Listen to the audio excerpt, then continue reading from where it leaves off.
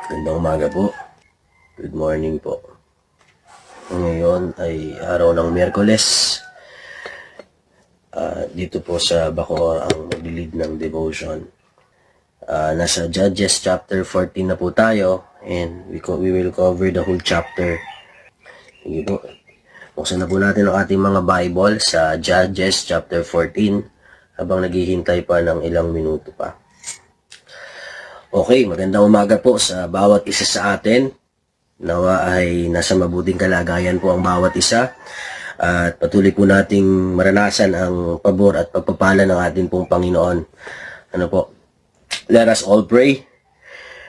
Our God and Heavenly Father, maraming salamat po for giving us another life, Lord God, and opportunity, Lord, na marinig ang inyong pong mga salita. Salamat, Panginoon, sa buhay na iyong pong kaloob, sa pamamagitan, Panginoon, ng inyong pong mayamang biyaya, ay patuloy po naming nararanasan at nasasaksihan, Panginoon, sa aming mga personal na buhay, ang mga bagay, Panginoon, na patuloy niyo pong ginagawa sa amin, Panginoon, mga pagpapala na patuloy niyo pong ibinibigay, mga kalakasan, Panginoon, na palagi mong ipinaparamdam, Panginoon, sa mga oras ng kahinaan. And Lord, ikaw, Panginoon, ang Diyos ng kapayapaan at Diyos ng pag-asa. Sa iyo, Panginoon, namin matatagpuan, Lord God, yung bagay na hinahanap namin, Panginoon, dito sa mundong ito, at tanging kayo lamang po ang makakapagpuno sa mga damdamin po namin na sa ngayon, Panginoon, ay patuloy pa rin po na nababagabag at nalulungkot, Panginoon. But Lord God, sa pamamagitan, Panginoon, ng inyong pong anak na si Jesus, ikaw po magiging kaaliwan namin. Sa pamamagitan po ng inyong santong banal, ng Holy Spirit, Lord God, ay mararamdaman po namin palagi yung inyong pong comfort. And we believe, Lord God, na sasamahan niyo po kami. And for this morning, Panginoon, i-bless niyo po kami ng karunungan sa amin pong pagde-devotion, Panginoon. Bless niyo po ako, Lord God, and naniniwala ako na ang bawat isa sa amin na nakikinig ay magkakaroon, Panginoon, ng magandang aplikasyon para po sa bagay po na ito. Ikaw po, Panginoon, ang patuloy na magharit manguna. Ito po ang aming samot dalangin sa pangalan ni Jesus. Amen. Amen. Okay, good morning po sa bawat isa. Muli ay tayo'y magsisimula po sa ating devotion ngayong umaga sa Judges chapter 14 verses 1 hanggang 20. Kahapon nabanggit na po ni Brother Aga, ni Pastor Aga yung background po nito. Dahil kahapon ay isinilang na si Samson sa chapter 13. Ngayon naman po, we're going to talk about the whole chapter, yung chapter 1 hanggang 20. Sige po, 20 verses lang naman, basahin lang po natin ng mabilisan. Sabi dito, minsan nagpunta si Samson sa Timna at nakakita siya roon ng isang dalagang Filistea. Nang siya'y umuwi, sinabi niya sa kanyang mga magulang, mayroon po akong nakitang isang dalagang Filistea sa Timna. Kunin po ninyo siya para sa akin. Gusto ko siyang mapangasawa. Bakit naman gusto mo pang sa angkan ng mga hindi tuling iyon kapipili ng mapapangasawa? Wala ka bang mapipili sa ating angkan, sa ating mga kababayan? Tanong ng mga ito. Sumagot si Samson, basta siya po ang gusto kong mapangasawa. Hindi alam ng mga magulang ni Samson na ang ginagawa niya ay kalooban ng Diyos ni Yahweh upang bigyan ito ng pagkakataong digmain ng mga Pilisteo at ang Israel noon ay nasasakop ng mga Filisteo.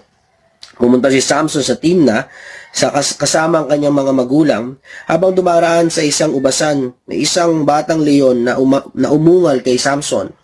Kaya't pinalakas siya ng espiritu ni Yahweh at pinatay niya sa pamamagitan lamang ng kanyang mga kamay ang leon na para lamang batang kambing.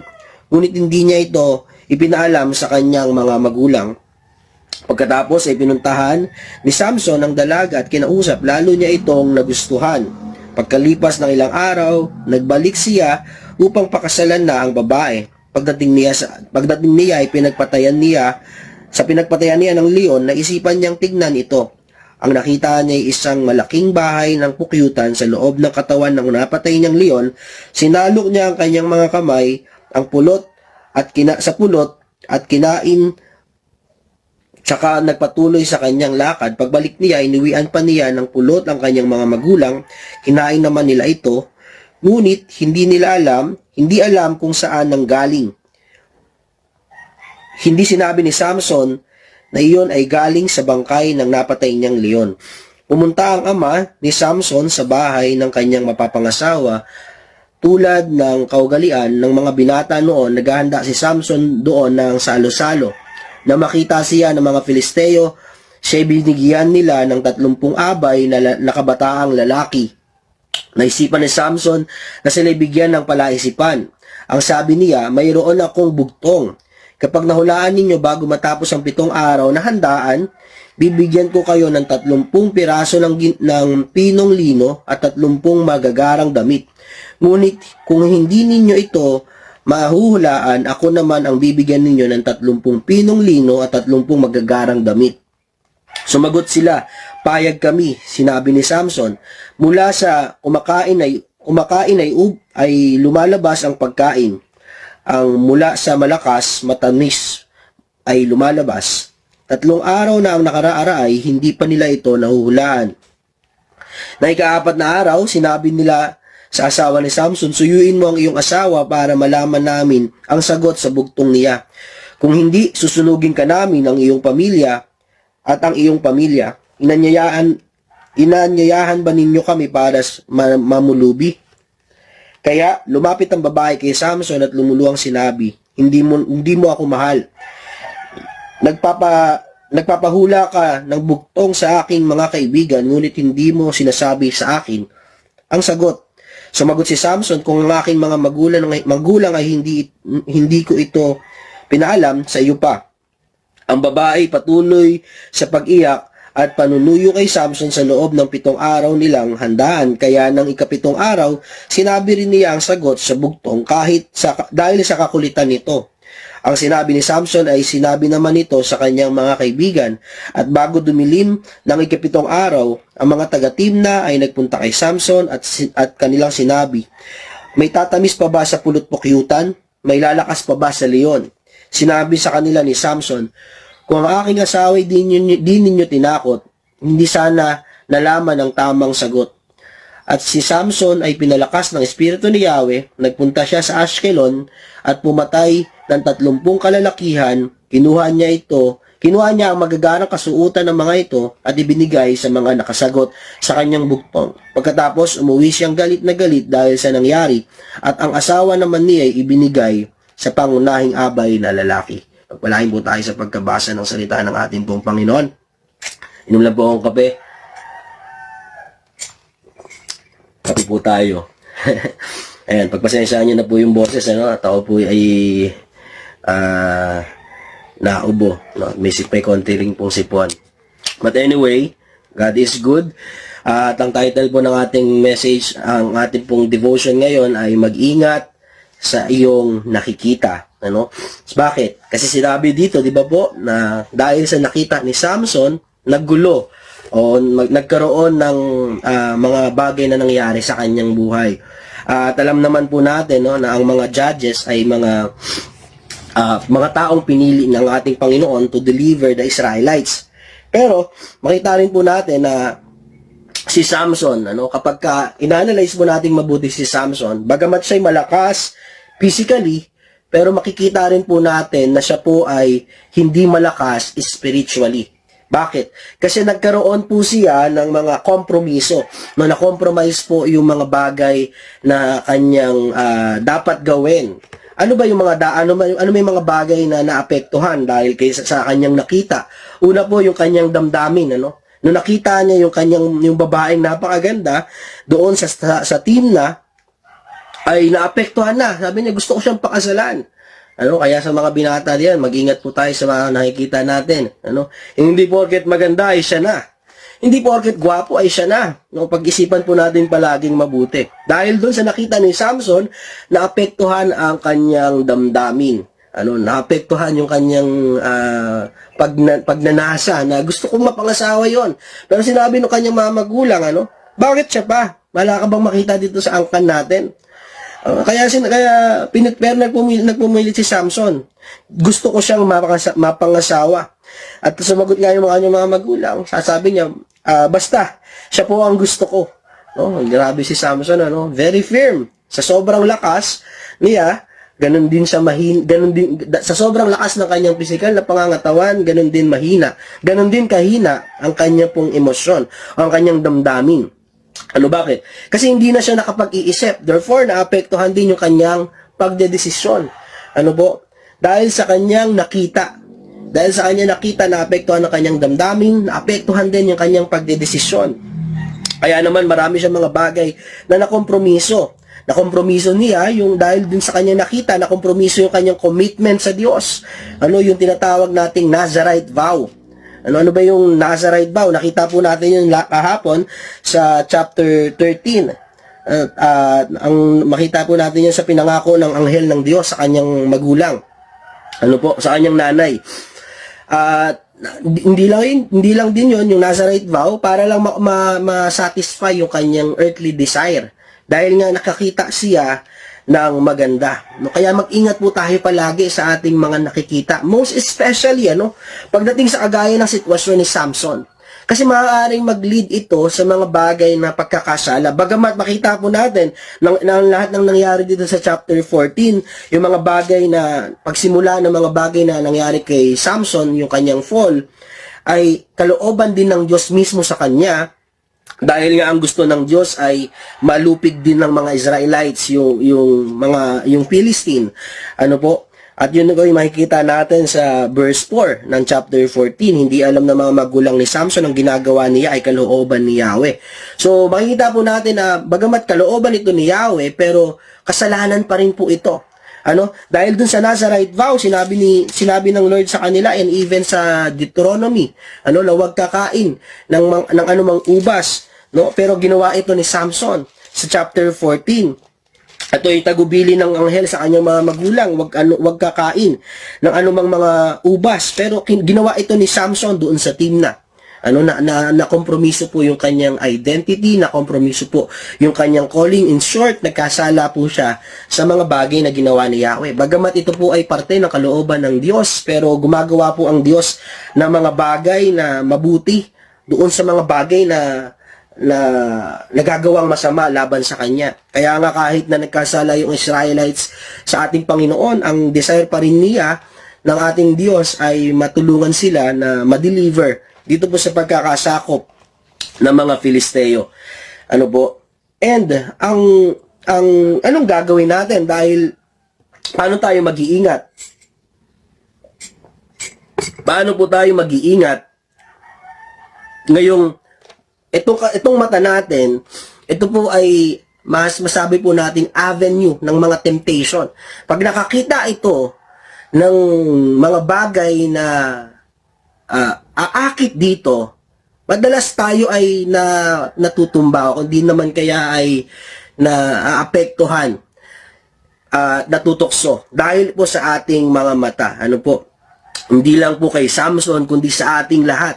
Bakit? Lahat po tayo ay may mata may ability tayo na makakita ng mga bagay. At dahil po sa nakita ni Samson, marami pong nangyari po sa buhay po niya. At ngayon ang tanong, paano tayo makapag-iingat gayong mahirap talaga na ma-overcome yung bagay na ito dahil nasa fleshly desire po tayo, Number 1, lagi po tayong mag-consult lahat ng desisyon na ating gagawin dahil nakita na ng ating mga mata. Lagi po tayong magdesisyon at ikonsulta po natin ang lahat ng ating desisyon sa ating pong Panginoon. Makita po natin, the whole chapter, hindi man lang humingi ng wisdom si Samson sa Diyos bago siya magdesisyon. Hindi kagaya ni Joshua, hindi kagaya ni Moses, yung mga naunang leader sa kanya. Hindi man lang siya humingi ng wisdom sa Diyos bago siya magdesisyon. At mangyayari lamang yung pagkakamali. Kapag nakita na natin yung isang bagay, pero hindi natin kinonsulta sa Diyos. Kaya, pagka ang isang bagay ay driven ng ating sariling nasa, ng sarili nating desire. Kapag ang isang bagay na ating nagustuhan ay driven by our emotion, by our own desire, ang tendency po nito mga kapatid, ito po ay malayo sa kagustuhan at kalooban ng ating Panginoon. Kaya kinakailangan, every time na may makikita tayong mga bagay, pwedeng pangarap, mapapangasawa, in the future, gustong business, ikonsulta muna natin sa ating Panginoon. Yes, nakita natin physically, Pero mas maganda kung hihingi tayo ng karunungan sa Diyos bago po natin pagdesisyonan yung isang bagay po na ito. No, remember, ganun po yung ginagawa ng mga naunang leader bago si Samson. Pero si Samson, hindi niya kinonsulta sa Diyos yung mga bagay na ginawa po niya.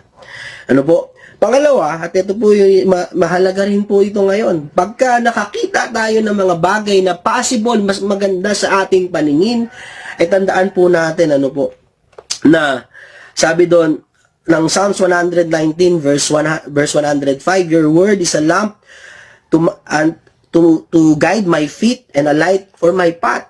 Ano?